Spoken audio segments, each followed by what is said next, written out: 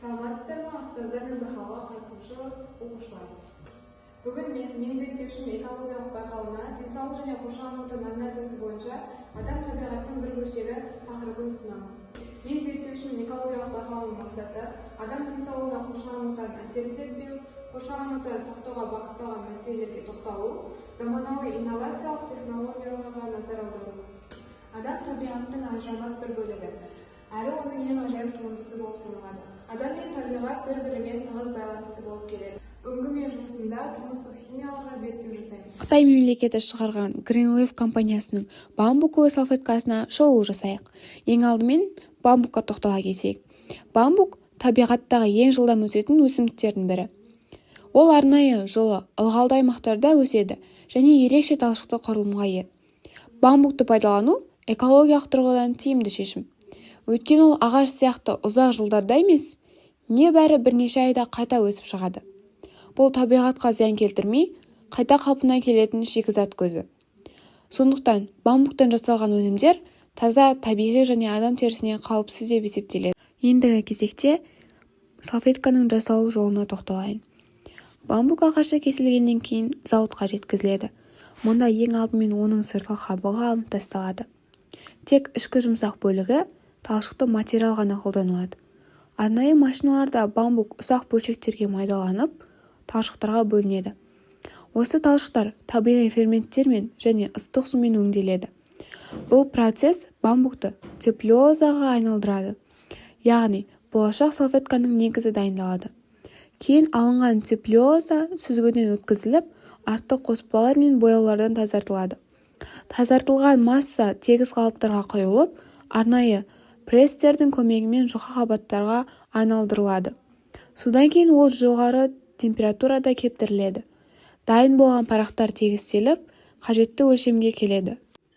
Соңында бамбук салфеткаларға оралып, қаптамаға салынады. Барлық өнімдер сапа бақылауынан өтеді. Беріктігі, ылғал сіңіруі және тазалығы тексеріледі. Осылайша табиғи бамбуктан экологиялық таза, жұмсақ әрі теріге қауіпсіз салфеткалар дайындалады.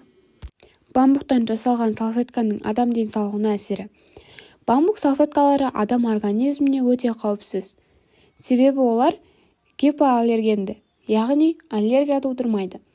Теріге жұмсақ әсер етеді. Әсіресе балалар мен сезімтал теріге арналған. Антибактериялық әсерге ие, микробтардың көбеюін тежейді. Иіс сіңірмейді және химиялық зат бөлмейді. Бамбук салфеткаларының ерекшелігі олардың табиғи құрылымы теріге демалуға мүмкіндік береді. Олар синтетикалық салфеткалар сияқты теріні құрғатпайды. Сондықтан косметикалық өнімдерде, медицинада, балалар күтімінде жиі пайдаланылады. Бамбук майлықтарының химиялық қауіпсіздігі көбінесе оны сіңіру үшін қолданылатын сұйықтыққа байланысты.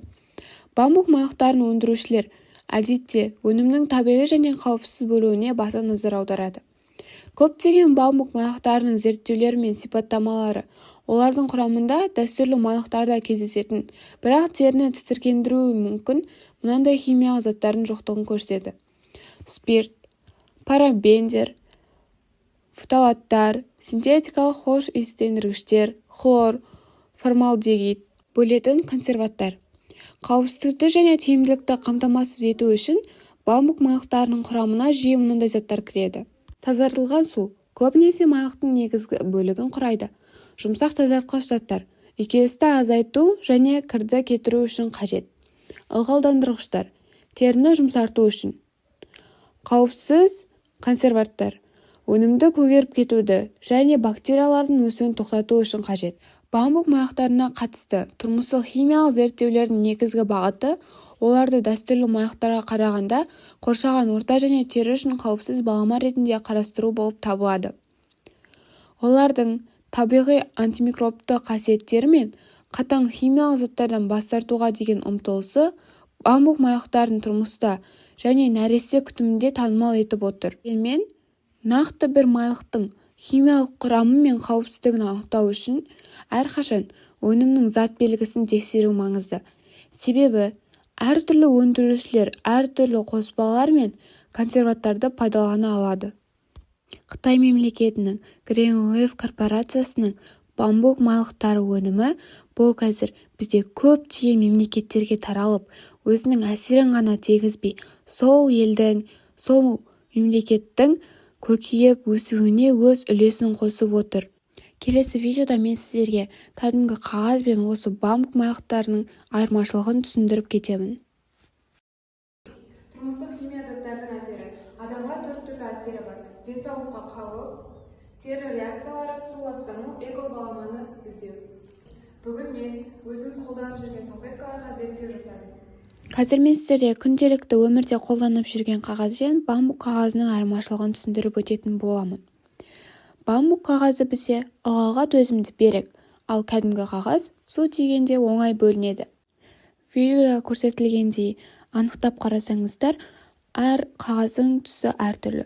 Бізде бамбук қағазының түсі сәл сарғыштау, жұмсақ әрі табиғи. Ал күнделікті қолданып жүрген қағаз ақ, біркелкі тегіс.